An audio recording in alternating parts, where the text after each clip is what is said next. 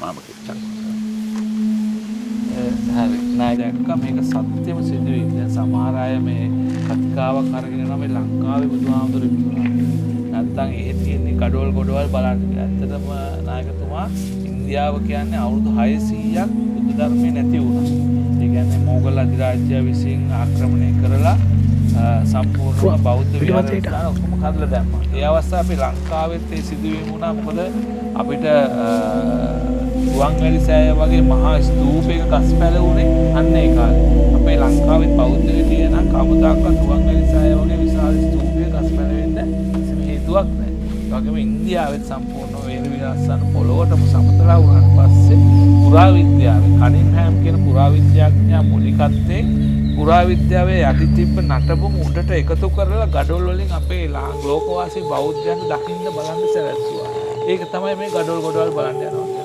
ඒ වගේම අපි ඉන්දියාවේ අපේ රුවන්වැලි සෑයට ගියත් සමහර අපේ නටබුන් විහාරස්ථාන වගේම රාජමාලිගාවල් ඉදි කරලා අපිට බලන්න සලස්සලා තියෙන පුරාවිද්‍යාව. නමුත් පොළොව යටදී ඒවා උස්සලා නම් තමයි අපිට බලන්න සලස්සලා තියෙන්නේ. යම් කිසි පොඩි පොඩි නටබුන් ඇති. නමුත් අර විශාල විදියට බලන්න සැලැස්සුවේ පුරාවිද්‍යා ආයතනවල. ඒ වුණාට නමුත් බුදුරයාව කියන ස්ථානේ, ඒ වගේම මේ සතර ස්ථාන අපිට දැකලා බලලා සතුටු වෙන එක හරිම ආශ්චර්යයක්. ඒක සදහැ සිතින් වන්දනා කරන්න. අපේ බෞද්ධයෝ සදහැ සිතින් නෙමෙයි මේක වඳින්නේ.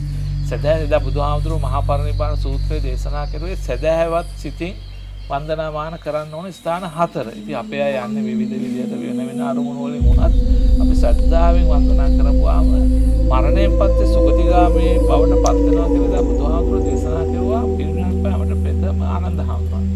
ඉතින් ඒ අදිෂ්ඨානයේ මත තමයි අපි මේ ස්ථාන දකින්න බලන්න යන්නේ. ඉතින් විවිධ මතිමතාන්තර ලංකාව තුල ගොඩනැගෙනවා මේ ලංකාවේ බුදුහාමුදුරුවෝ ඉපදුනා කියලා. ලෝකවාසී අපි බුද්ධ ගයාවට ඔබතුමා දැන් අවුරුදු 20කට උඩදී ගියා ගමන් දැන් අපි බෞද්ධ එක්කසේ බුද්ධ ගයාවට ගියාම අපිට දකින්න ලැබෙන මුළු ලෝකෙම ඉන්න විද්වතුන් ඇවිල්ලා මාස ගණන් වැඳ වැටිලා භාවනා යෝගියෝ ඉන්නවා. මොකද ඒ මිනිස්සු හොඳ බුද්ධියෙන් ඥාණයෙන් බලලා තමයි ස්ථාන වලට එන්නේ. ඒතකොට ඒගොල්ලෝ එහෙම එන්නේ ඒගොල්ලෝ හොඳ ගවේෂණාත්මකව යම් දෙයක් සිතිවිලි තුල. ඒතකොට අපි යන්නේ එහෙම නෙමෙයි. සමහර අය පොත්පත් කියවල එන්නේ. ඉතින් ඒක ඇත්තටම ඒ තැන් වලට කියනවා සත්‍යයි කියලා අපිට අවබෝධ වෙනවා බුද්ධ ගයාවට වගේ ගියා. ඉතින් මේ මතය ලංකාවේ වගේ ස්ථානයක බුදුහාමුදුරුවෝ වැඩිය කියලා මතේ මම දන්නේ ඒක අපිට සනාථ කරගන්න හැකියාවක් තියනවාද කියලා. නමුත් ඉන්දියාවේ තමයි මොකද ඉස්ලාම ආසියාවේ තමයි මම හිතන්නේ ලෝකේම මිනිස්සු වැඩිපුරම මේ ලෝකෙට ඇවිල්ලා තියෙන්නේ ආසියාවේ ඉන්දියාව වගේ විශාල රටකින් තමයි ලෝකෙට මිනිස්සු කැවිත වෙලා තියෙනවා කියලා මට හිතෙනවා. ඒ තුළ අපි අනිෂ්ඨාන කරගෙන මේ ස්ථානවල ගොඩාක් ගෞරව කරන ඔබතුමා අපි එක්ක සම්බන්ධ වුණා කියලා.